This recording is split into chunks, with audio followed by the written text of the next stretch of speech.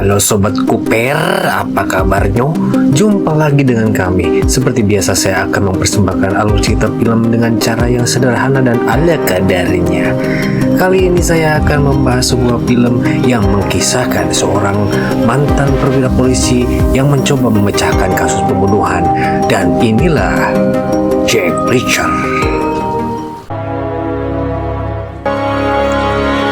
Awal cerita di kota Pittsburgh, Pennsylvania, terlihat seorang sniper bernama Charlie menembakkan senapannya ke arah target secara acak.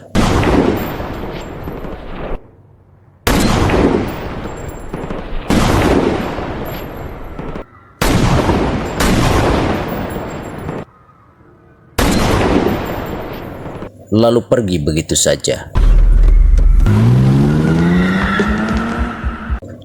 Tak lama berselang polisi pun datang ke TKP dan memeriksanya.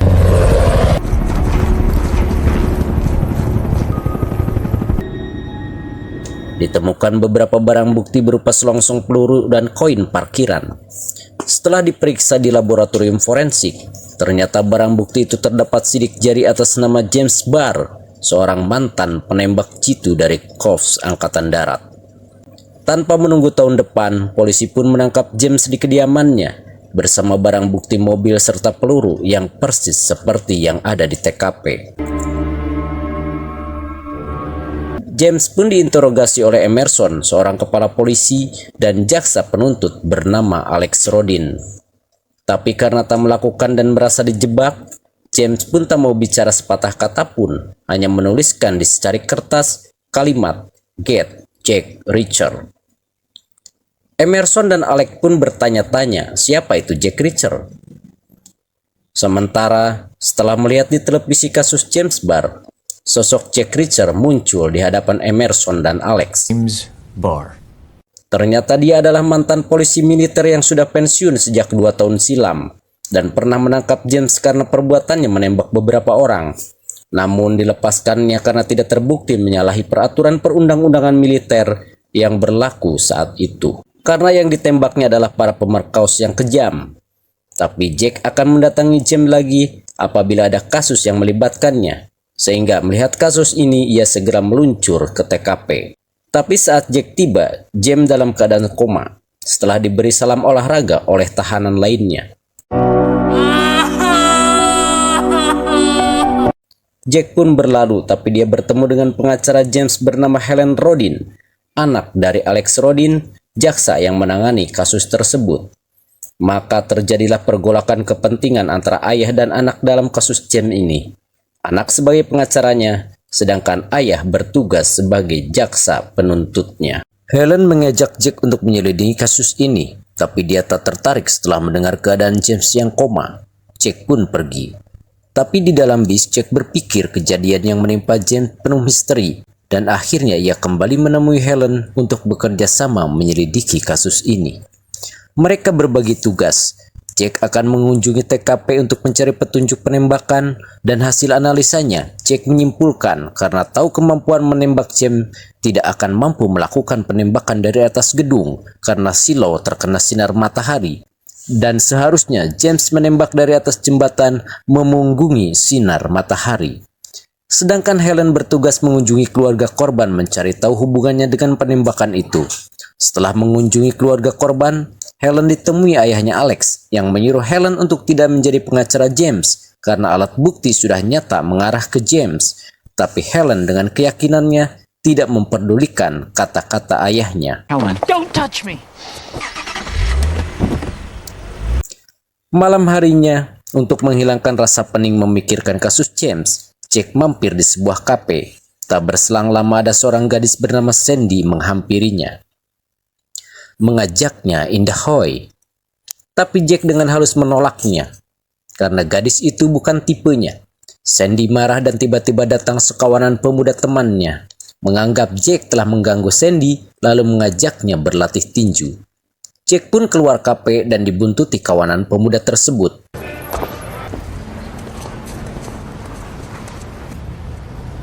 Are you kidding? It's fun.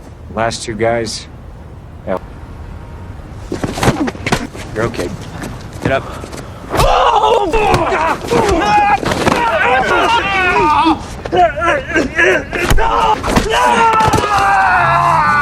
Dengan keahliannya, Jack tanpa banyak keluar keringat dapat menaklukkannya. Tiba-tiba polisi datang tanpa ada jeda waktu. Jack pun pasrah dan menganggap itu adalah sebuah jebakan. Di kantor polisi, Jack dibebaskan dengan jaminan Helen. Mereka pun pulang ke apartemen Jack dan terjadilah perbincangan antara keduanya tentang hasil analisa Jack menyangkut kemampuan James dalam menembak sesuai penyelidikannya tadi di TKP. Di tempat lain, Charlie si pembunuh masih berkeliaran dan menunggu seseorang yang membawa uang bayaran. Di sana juga datang seorang kakek yang ternyata bos besarnya bernama Django, lalu menyuruh pemuda itu menggigit jempol tangannya untuk menyatakan kesetiaannya. Tapi pemuda itu tak sanggup dan akhirnya tanpa ampun, Django menyuruh Charlie mengirimnya ke alam baka. Kembali ke Jack Reacher, setelah bebas dari kantor polisi, ia mengunjungi Sandy karena curiga teman Sandy ada yang menyuruh untuk menghabisinya pada malam itu. Sandy yang sedikit kaget Jack bisa menemukan tempat kerjanya, akhirnya memberikan alamat pacarnya bernama Jeff yang malam itu ada bersamanya. Jack berpesan kepada Sandy untuk pergi keluar kota bersembunyi karena terlibat kasus ini dan berbahaya bagi hidupnya. Jack pun langsung ke rumah Jeff dengan menggunakan mobil Sandy yang kuncinya diberikan kepadanya. Di laci mobil, Jack menemukan sebuah surat lalu Jack menyimpannya. Di teras rumah Jeff, ada seorang nenek yang tampak bengong dengan tatapan kosong. Tanpa permisi, Jack masuk ke dalam rumah, tapi ternyata nenek itu segera mengeluarkan telepon genggamnya untuk menelepon seseorang. Jack yang sudah ada di dalam rumah dan sedang mencari keberadaan Jeff, dikejutkan dengan kedatangan dua orang yang langsung memukul kepalanya.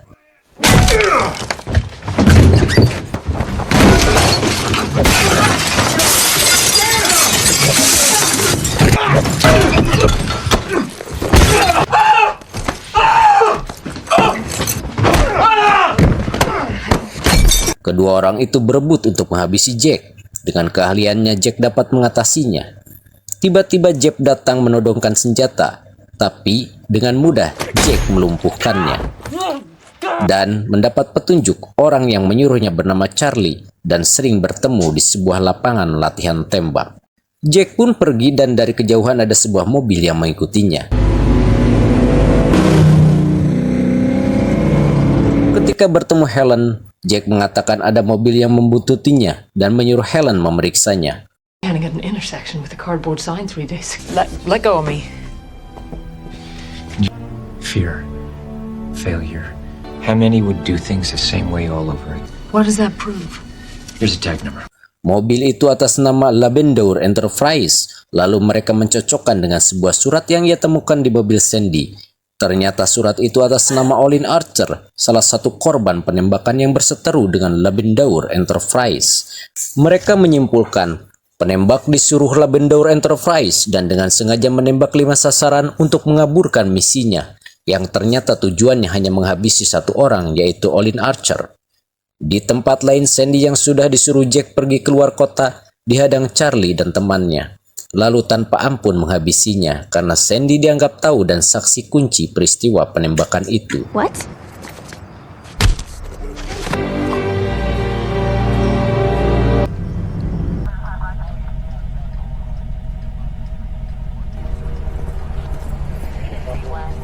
Jack yang khawatir dengan Sandy segera menuju rumahnya. Namun karena Sandy sudah terbunuh, banyak polisi di sana. Emerson keluar dan melihat Jack.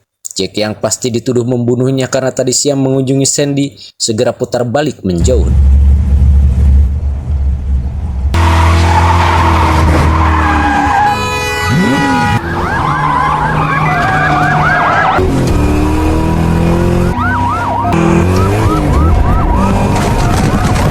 Di perjalanan, Jack melihat mobil yang selalu membuntutinya, ternyata Charlie dan temannya.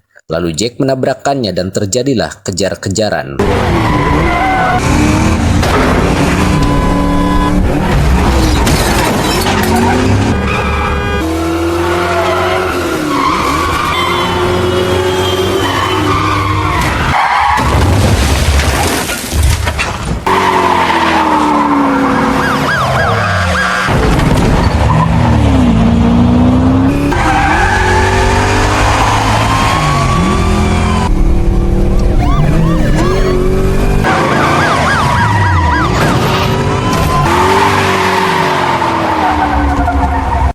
Karena mobil polisi makin banyak, Jack kehilangan mobil Charlie dan Jack pun meninggalkan mobilnya lalu beralih naik busway.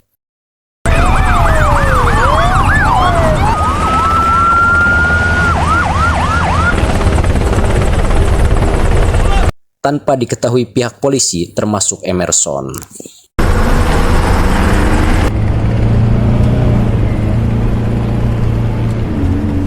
Jack lalu menelepon Helen memberitahukan bahwa sejak ia datang ke kantor polisi selalu dibuntuti orang dan malam ini ia bertemu dengan mereka namun kehilangan jejaknya. Sedangkan yang tahu Jack dan Helen menyelidiki kasus ini hanya Emerson dan ayah Helen, Alex Rodin. Jack berkesimpulan ada salah satu atau keduanya yang terlibat kasus ini. Helen pun disuruh Jack untuk berhati-hati dan waspada. Namun pembicaraan itu terputus karena Helen mengatakan Emerson dan ayahnya ada di kantornya.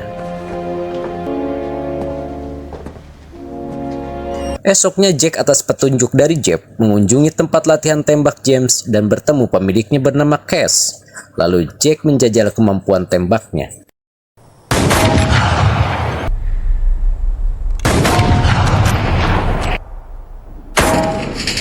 Cass begitu terpana atas kemampuan Jack dan membandingkan hasil latihannya dengan penembak lain yang mempunyai kemampuan serupa. Di CCTV Jack melihat wajah Charlie dan berkesimpulan Charlie lah yang melakukan penembakan dalam kasus James karena hasil latihan tembaknya melebihi Jack dan James. Jack lalu menelepon Helen yang sedang berada di kantor ayahnya dan mengajak bertemu untuk menganalisa temuannya. Helen pun pergi dari kantor ayahnya, tapi tiba-tiba Emerson datang dan melumpuhkan Helen. Helen ditawan Emerson dan diberikan ke Charlie.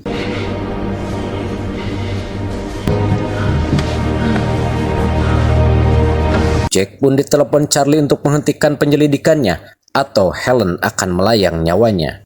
Jack yang sudah terbiasa digertak tidak gentar dan dia katakan bukan urusannya. Walaupun Helen meninggal, kasus ini tetap akan dia selidiki sampai ke akar-akarnya. Dengan kemampuan intelijennya, Jack bisa menemukan tempat Helen disekap dari sadapan telepon tadi. Sedang asiknya mengintai, Jack dikejutkan kedatangan sebuah mobil dan ternyata itu Cass, pemilik tempat latihan tembak yang bersimpati kepada Jack setelah mendengar kasus yang sedang ditanganinya. Karena cuma berdua menghadapi banyaknya anak buah bos Django dan Charlie, akhirnya Jack berinisiatif melajukan mobilnya dengan berjalan mundur dengan maksud memancing dan menghabiskan peluru musuh-musuhnya.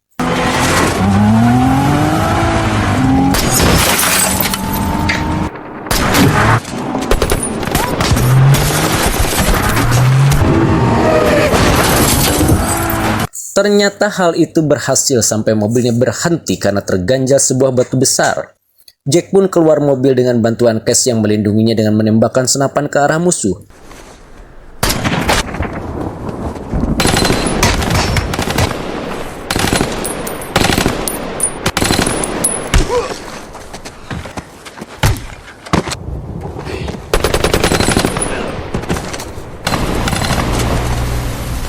Satu persatu Jack dan Cass bisa melumpuhkan lawannya, sampai Jack berhasil menodongkan senapan ke arah Charlie. Toss it.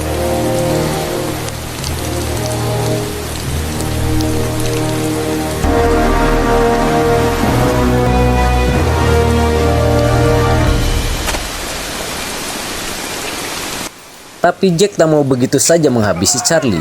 Dia mengajak duel dengan tangan kosong. Dan tanpa perlu durasi yang lama, Jack berhasil melumpuhkan Charlie.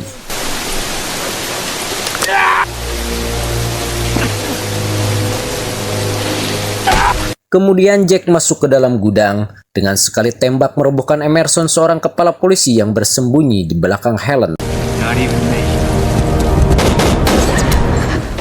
Ternyata Emerson inilah yang mengkhianati dan terlibat dalam kasus ini. Jack dan Helen pun bergerak ke arah bos Django berada. Bos Django mengatakan kasus James tak akan terungkap karena semua barang bukti sudah dimusnahkan. Tanpa ampun karena Jack Reacher bukan seorang superhero, menembak bos Django yang membuat Helen terkaget-kaget. What about getting the guys who really did this? What about bringing him to jail? You don't need me. I don't need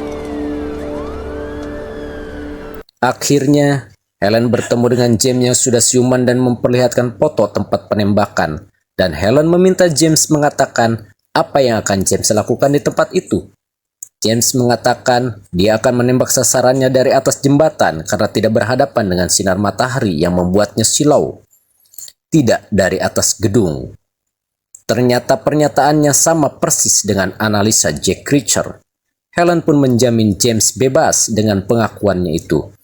Tapi James masih ketakutan karena hukum yang sebenarnya apabila dia melakukan kejahatan adalah Jack Reacher, sang hakim sebenarnya bagi dia. Dan cerita pun selesai.